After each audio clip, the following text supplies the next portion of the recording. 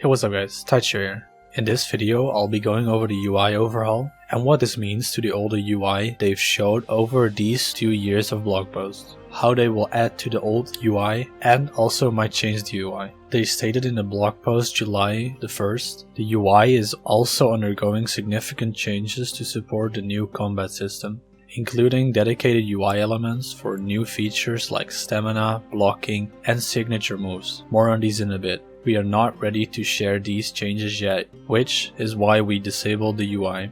So they are overhauling the UI system and are almost ready to show it, it seems. But it wasn't yet ready to put in that blog post. We might see this in the next update. As they said, more on those in a bit. This lets me think they are going to show these things over the next upcoming development updates. We can only hope it's going to be something exciting, but we'll see what they'll put in the next development update. They've actually shown off the UI several times already, and I'm going to show you some of it right now, because I believe most of these changes are just UI in-game and not the inventory or the main menu. In this first image we see the main menu where someone is changing their appearance. This blog post was posted on December the 13th, 2018. In this blog post, they already used the word avatar as players, but I don't know if they were already calling them like that back in those days, but it's cool to see. Furthermore, we see a lot of tabs on the top: adventure, minigames, servers, my avatar and settings.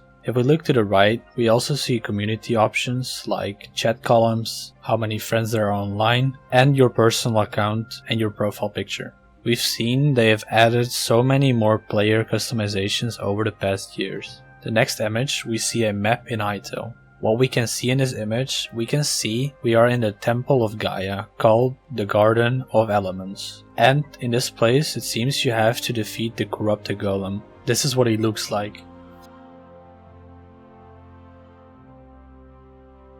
On this map, we also see various different markers, like story dungeons, world dungeons, Temple of Gaia, World Gate, Spawn, Point of Interest, Player, Friends, and Waypoints. On the right of the map, we see how to use the map. If you click twice, you place a marker. If you click twice on the marker, you remove the marker. Right click for the marker settings and scroll up or down to zoom in or out on the map. In the next image, we see a weapon bench. The description is as follows. Use the weapon bench to craft a range of melee and ranged weaponry. Knowledge of new weapon categories and weapons themselves can be found scattered throughout the world, so you can't craft every weapon you desire, but you can find the quote-unquote blueprints for them to craft the weapons. If we go to the left, we see the inventory of Hytale, with on the top the weapons you can craft. You also see what materials you need to craft a specific weapon. Like with this iron sword, you need 1 iron bar, 1 wood stick and 2 light leather.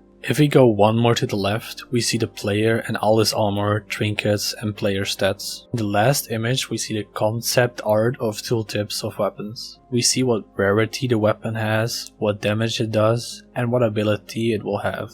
These things are obviously subject to change, but for now it works to explain it. The next thing I want to show you is a blog post on January the 5th, 2019, going over the Hytale server overview. In this first clip, we get to see someone loading into a local host. The next image, we see a server list. We can see how many players there are online, the ping of the server, the description of the server languages, the server's website, and the news of the server. This is a UI concept, and a lot of things in this video are subject to change. I'm just giving you a refreshed look at the UI and what's been shown to us. The next thing I'll show you are some images and clips of the UI in-game. These are really subject to change because they have said they are going to change the UI and adding some new things like stamina, special abilities and blocking.